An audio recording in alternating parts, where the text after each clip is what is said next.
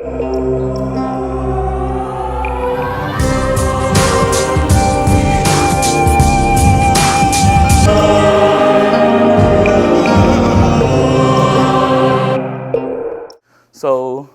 let's try an example with, let's say r is equal to 3. So this is r is equal to 3. Is it okay? R is, and then, and the same example here. Let's say this time we put n to be 3 boxes. N to be 3 distinct boxes. Box 1. So the boxes are distinct. Box 2, and then we have a box 3 here. Okay? So how many ways can we put the items inside these boxes? Oh, everything is distinct, right? Balls are distinct, boxes are distinct. So A have 3 choices, B has 3 choices, and C has 3 choices. Is that okay? In this case, there will be 3 to the power 3 ways. Odd. This is an odd number. And then this is not. If you divide it by 3 factorial, you get into a trouble. This is even number. This is odd. Odd divided by even cannot be an integer. So this is not divisible. So what happened? What happened? So why we can have, so when we have non-empty boxes, then we can ensure that it is divisible by n factorial. But when we have empty boxes, we cannot. So what happened?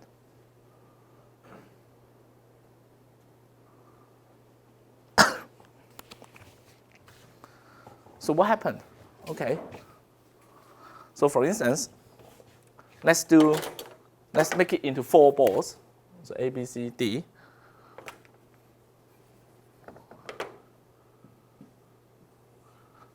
Still, for this case,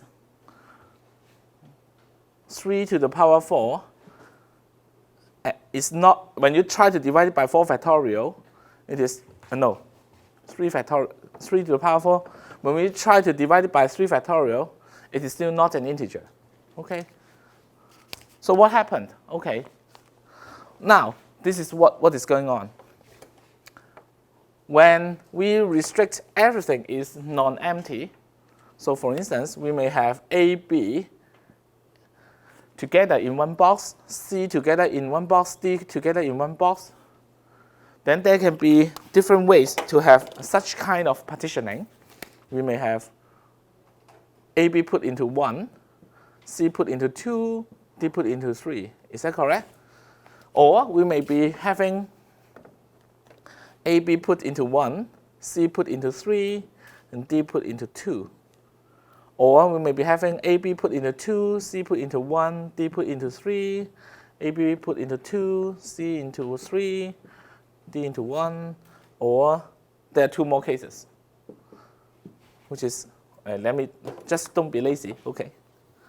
Let's have, so we will have 3, 1, 2, and then also 3, 2, 1. Is that okay? Now, each of these cases correspond to different ways that we have counted. So we can group them together as if one case when we try to remove the labels.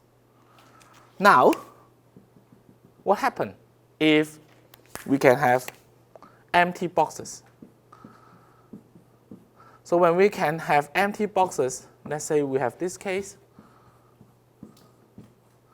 This time, let's say we try to have AB here. Let's say we have CD here. And then we have not, okay, maybe easier. Let's just put A, B, C, D all together in one box. Let's say A, B, C, D all together in one box. Okay? Now, in the distinct case, we can think of ABC as 1. And then this is 2. This is 3. Or maybe we can think of ABC, we put it into box 2. And then, okay, box 1, such that box 3 is empty and box 2 is empty. Okay? And then 2, when we can have box 1 to be empty, box 3 to be empty, 2, box 3, box 1, and 3, box 1, box 2, and then 3, box. Let me see. Let me see if I'm making a mistake here. Let me see. So, so we will be having this scenario when we count putting distinct balls into distinct boxes and then allowing some non-empty box. Okay? But then, let me see. What's, let me see.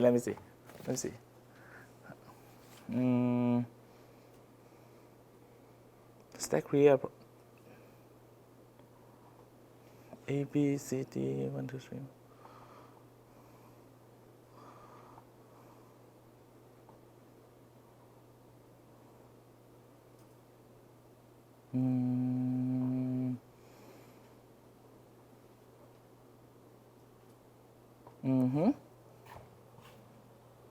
What?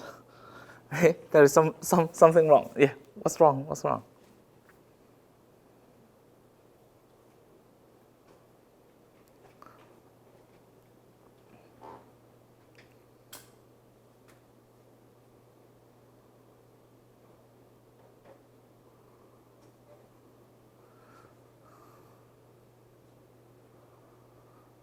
1 and empty.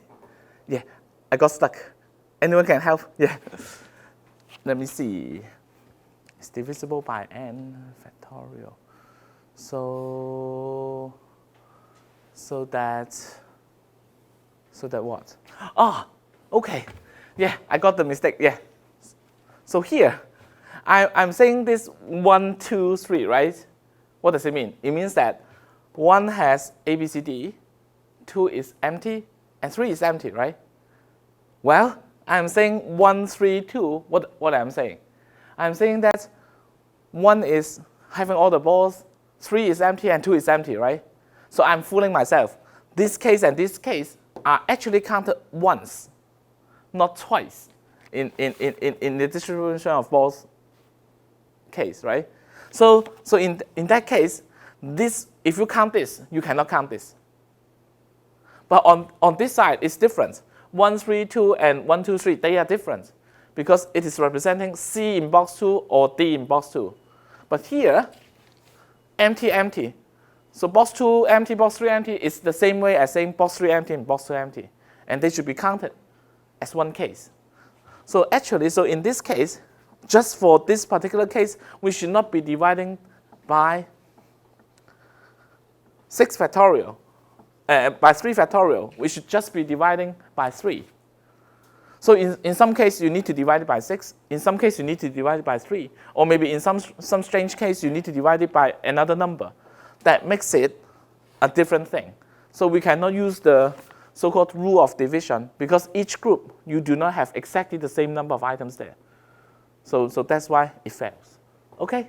Yeah, so yeah, I'm just setting a trap for myself. That I didn't discover that these two are the same. Okay, so this is something that I hope you can go home and then review.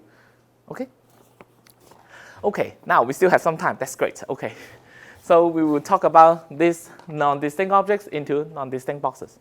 So this is about partition of integers. Now a good thing here is this time objects are not distinct anymore. So we don't care about the ordering of them, because they are all the same. So you can just intuitively, we are not going to use EGF anymore. We can get back to the original ordinary generating function. Okay, now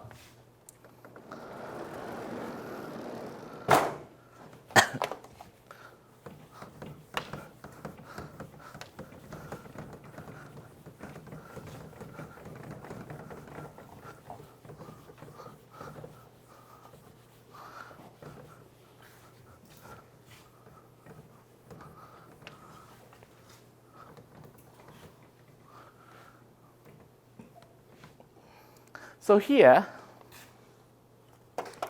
let's say I'm interested in partitioning of a certain integer, positive integer. Let's say 5. So 5, you can write it as different ways. So 5 is just 5.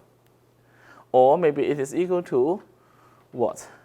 4 plus 1. Okay, so this is another way. Or maybe you can write it as 3 plus 2. Okay, or you can write it down as 3 plus 1 plus 1. Or you can write down 5 as 2 plus 2 plus 1. Or you can write down 5 as 2 plus 1 plus 1 plus 1. Or you can write down 5 as 1 plus 1 plus 1 plus 1 plus 1, right? So there's, okay. And then we don't care about the ordering. So we write down 2, 2, 1. It's the same as if we are writing as 2, 1, 2 or 1, 2, 2, whatever. We use 2 2s and 1 1s. Here we use 1 2s and 3 1s. So what we care is about this one. And then let's say we are interested in getting the number of ways to partition. So we call this a partitioning of a number. The number of ways to partition any integer r. And then we want to get a generating function for this. So how would that generating function look like? So previously, generating function, ordinary generating function, we may be buying apples, we may be buying oranges, we may be buying pears. So perhaps apple, you can choose 0 or 1 or 2. Then we will have an equation like 1 plus x squared, right? And then let's say for orange, and then each time, let's say each time when you buy an orange, it always comes into pairs. You need to buy either 0, 2, 4, 6, or 8, and so on and so forth. And then there is no limit. Then in that case, then we can have a generating function for orange that looks like this. And then if there is no restriction, then we can make it go on forever. Is that okay? Now let's say this time pair, let's say we can only buy 1 or 5. Then in that case, we can have a generating function for pair that looks like x plus x to the power 5. Is that okay? And then if we multiply them together, the coefficient of x to the power r will be the number of ways to buy exactly r fruits, such that you are either buying 0, 1, or 2 apples, you are always buying even number of oranges, and then you are either buying 1 pair or 5 pairs. Is that okay? Now, so this is the concept of ordinary generating function. Now, how does that relate to partition of integers? So partition of integer, it is like I want to get a total of 5 objects when we look at partition of 5. So I can get 1s as the component. I can get 2s as the component. I can get 3s as the component, and so on and so forth. I do not have any restriction on the number of 1s, number of 2s, number of 3s, number of 4s. So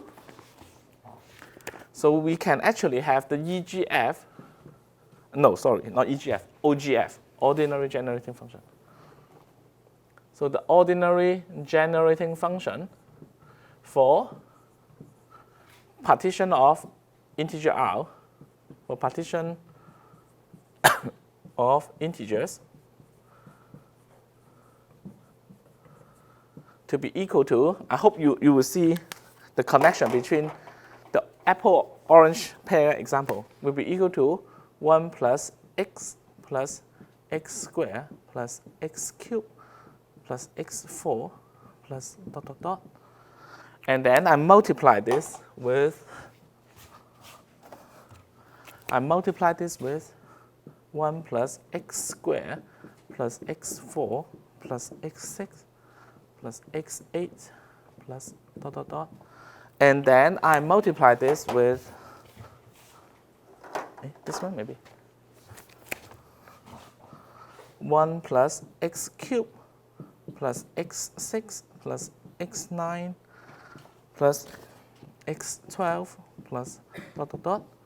And then I further multiply this with 1 plus x4 plus x8 plus x12 plus x16 plus dot dot dot, and then and so on.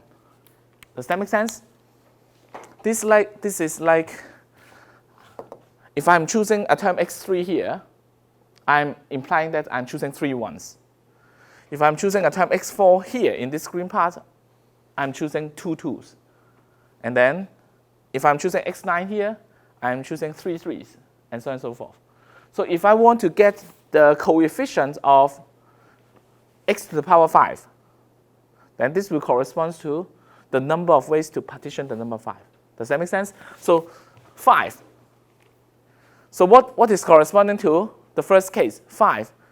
The first case 5 means that I choose 1 5 and nothing else from the other thing. So I will get x5 times 1 1 1 1 to get the first 5. Is that okay? And then for the second one, 4 1, I will be choosing 1 here, actually 1 for everything else, x to the power 4 here, and then x here, and then all the remaining is 1. So it means that I'm choosing 1 4 and 1 1. And then next case is 3 2, so I'm picking x3 here, x2 here to get x to the power 5, but all the other cases, they are all 1s. And then 3 1 1. 3 1 1 means that I'm choosing this x3, and then I'm choosing this x2 from the blue part, which means that I'm choosing 1 3 and 2 1s. Is that okay?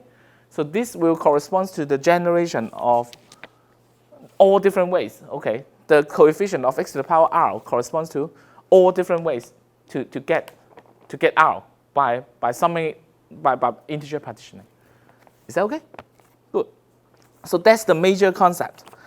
So if we understand this, then there are some interesting results that we can talk about. Okay. So let's take a look of some interesting example.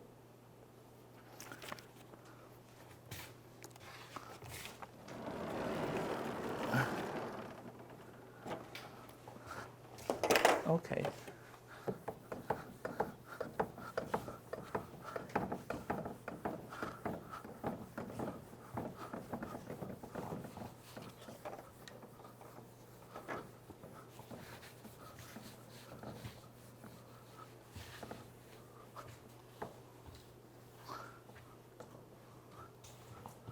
So first of all, let me write down something that is useful.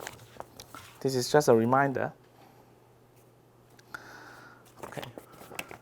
So 1 plus x to the power k plus x to the power 2k plus x to the power 3k plus x to the power 4k, and so on and so forth, we can compactly represent it as 1 over 1 minus x to the power k. Is that okay? Okay, so we need this. Now, somebody has a generating function. Let's say fx is like this. Fx is equal to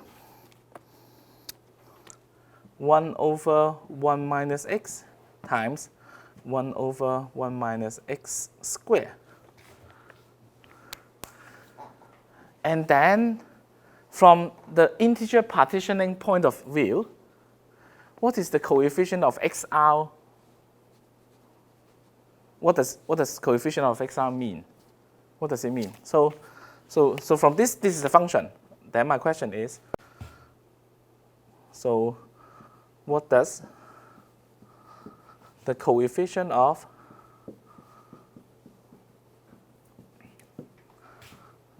x to the power r mean here? What does it mean? So it must be, so from integer partition point of view, so I want you to answer it something like, so we are talking about the partition of integer r into what? In the number of ways to partition r such that what? So if you expand this is what? This is equal to 1 plus x squared plus x cubed plus dot dot dot multiply with 1 plus x squared plus x4 plus x6 plus dot dot dot, right? So what does it mean? So if I have 5, let's say 5, so coefficient of x5, how do we get coefficient of x5? I may be putting 1 here with a 4 here, right? I may be putting 3 here and 2 here, and that's it. So the coefficient of x to the power 5 in this case is 2. How about 6? Coefficient of x to the power 6. So 6, I may choose 1 with x6. Is that okay? Or 2 with x4. Or 4 with x2. Is that okay? Or somehow, somewhere here, there will be x6 with a 1 here. So in that case, it will be 4 cases. So what does that mean? So what is... So if I choose, for partition of 6, so let's say 6, if I choose 2 here and choose 4 here, what does that mean? And this is about what? Picking which integer? 1, right? This is about picking 1. This is about picking 2. Okay, so if I'm using x2 here and then x4 here, what does that mean? I'm picking how many ones? Two ones, because I have x squared here. I'm having 2 ones, and then I'm having 2 2s. Okay, 2 2s. Or I can have 1 chosen here and 6 chosen here. So in that case, what I should write down? 3 2s. Okay, so it can be written as 3 2s. And then I can have x4 here and then x2 here. What does that mean?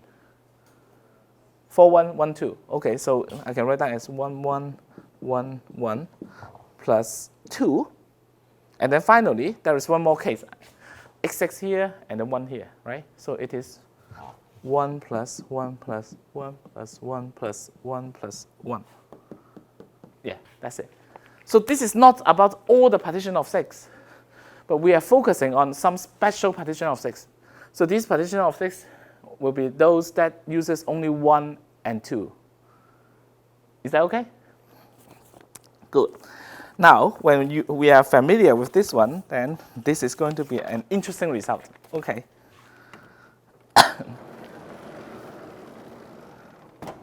Let me see.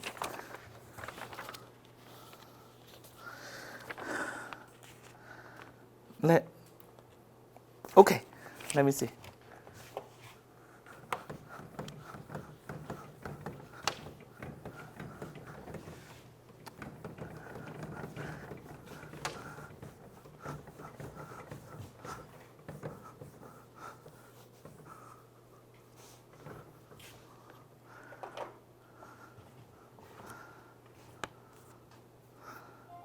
Okay, so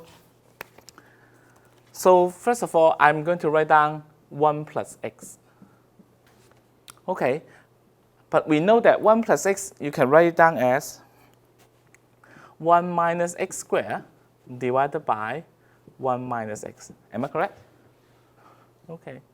And next, I'm going to write down 1 plus x squared. Is that okay? And then 1 plus x squared is similar, 1 minus x to the power 4 divided by 1 minus x squared. Is that okay? And next, I'm going to write down 1 plus x cubed. And then this is going to be 1 minus x to the power 6 divided by 1 minus x cubed. Is that okay? And then next, I'm going to write down 1 plus x to the power 4. And then I'm going to write down 1 minus x to the power 8 divided by 1 minus x to the power 4. And then I'm going to write down this forever. Okay? Now, first part. First part, let's consider it as a generating function that counts the number of ways to partition a number r. And then I want to get the meaning of the coefficient of x to the power r. Okay, if you look at 1 plus x, what does that mean?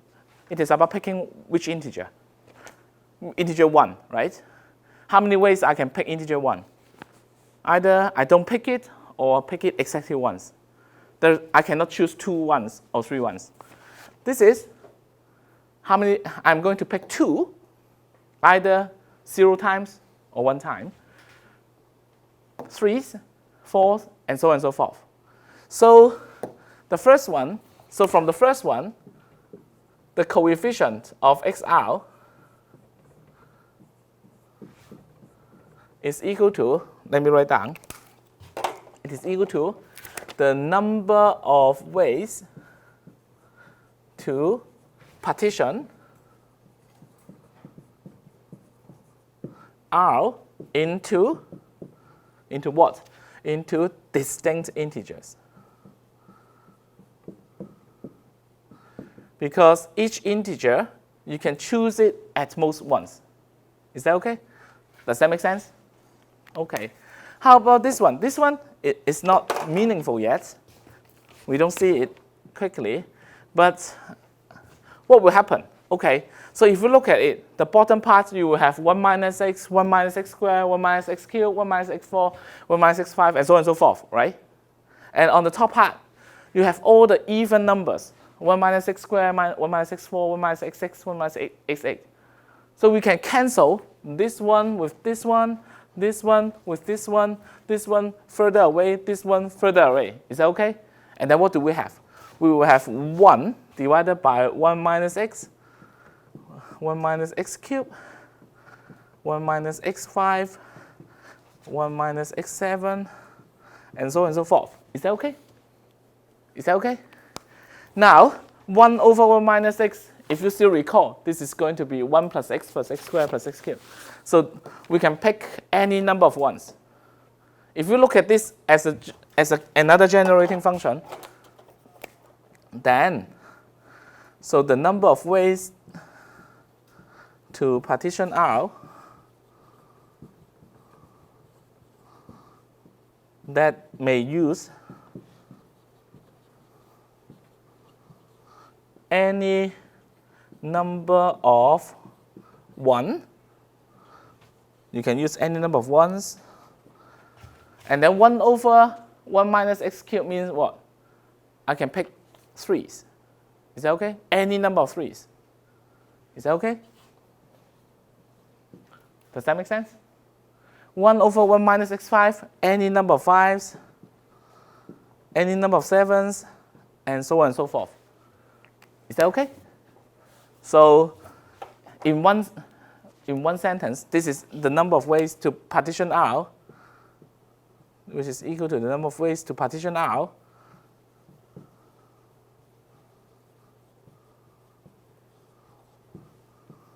into odd integers.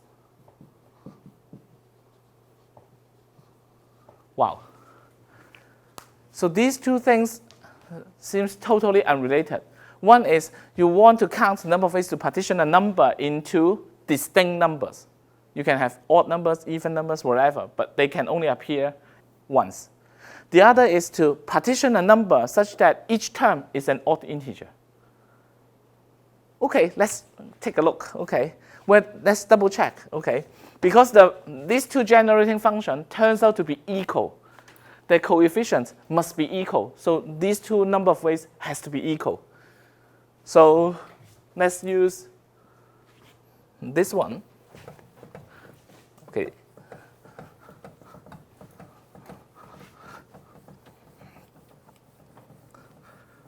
Let's get a number, let's say whatever. Let's get a number 7. Let's get 7. Let's focus on the number 7. 7. Okay. I want to partition 7 into distinct integers. How many ways are there? So 7, you can write it as 7. This is one way. Or, so as long as every part is distinct, I can have 6 plus 1. This will be okay. Is that okay? I can have 5 plus 2. This is okay. So far, so good, right? So far, so good. And then I can also have, I cannot have 5, 1, 1.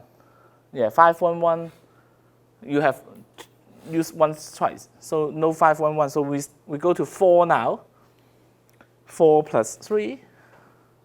Is that okay? And what else? So you can have 4 plus 2 plus 1. So these are all distinct. That's okay. And then nothing else that starts with 4 now. How about 3? So 3, 3, 3, 1. It doesn't work because 2 3s. 3, 2, 1, 1. It doesn't work. 3, 1, 1. It doesn't work. And then if you have 2, you must have something repeated. So you have 1, 2, 3, 4, 5 ways. 5 ways to write down this 7. And now the number of ways to partition 7 into odd numbers. So each part has to be odd. Each part has to be odd. So you can write it down as 7. Is that okay? And then 6 you cannot use because 6 is not an odd number. So the next one you can try is 5. Yeah, you can have 5, 1, 1. Is that okay? And then 4 you cannot use. 3, you can have 3, 3, 1. Is that okay? And then you can also have 3, 1, 1, 1, 1. Is that okay? And then one more. This is the trivial way. Oh, there are exactly the same number of ways, 5 ways here. So we are not talking about there is a correspondence between them. We are saying that, okay, here we have 5 ways. And then on this side, it is the same. It is also having 5 ways. So I hope you like this. This is a special way of using generating function to connect with partition of integers. So we may somehow discover 2 different the generating function for 2 different kinds of things. They turns out to be equal. Then in that case, you can find out that, okay, these 2 seemingly unrelated items, they are the same. Sorry for overrunning. So next week, yeah, we will have our, no. So next week, we will start a new topic, but then I will have some more example for you that I hope you like. Okay, that's all. Thanks. Okay, see you next week.